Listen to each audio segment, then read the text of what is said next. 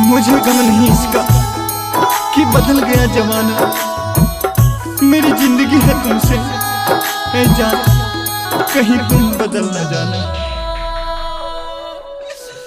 हम नहीं जानलिए के जानू, हम नहीं जानलिए के जानू, रिहया न जान गे दरा दर के ठोकर हमारा खिए लगी तू जान गे दरा दर के ठोकर हमारा।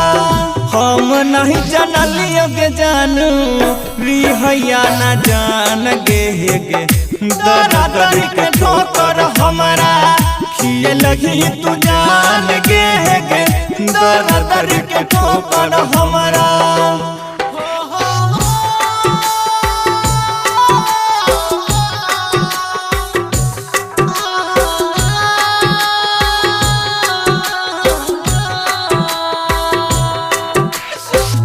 कि फरीबी थी उनकी हम आज की समझ बैठे, कि फरीबी थी उनकी हम आज की समझ बैठे।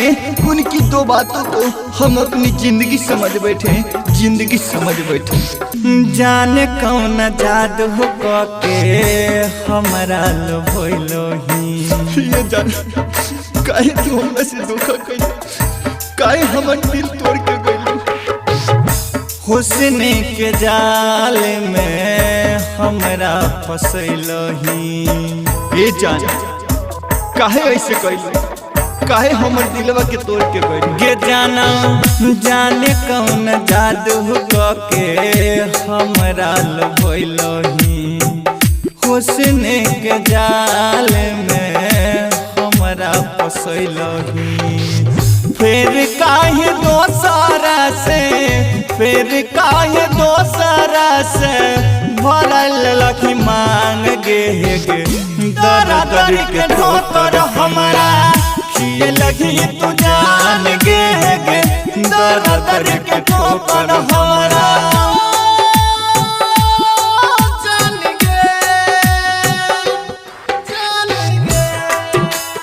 झकास डिजिटल रिकॉर्डिंग स्टूडियो उदाकी सुनगन।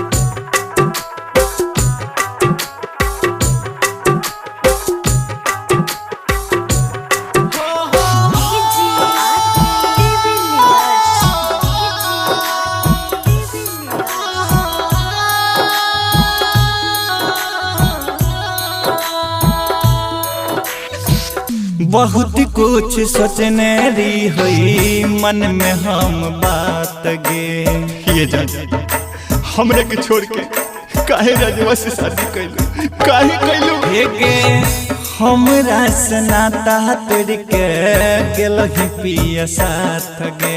ये करे जे कौन कमी रहे हमरा प्यार में जौन हमरा से नाता तोड़ के पिया साथे गइले। बहुत कुछ सोचने री हुई मन में हम बात गे।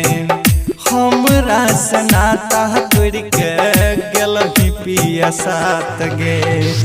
जहर खाई के हे गे सवरती, जहर खाई के हे गे सवरती, गवाए देबो प्राण गे दरा दर के ठोकर हमारा खिए लगी तू जान गे दरा दर के ठोकर हमारा।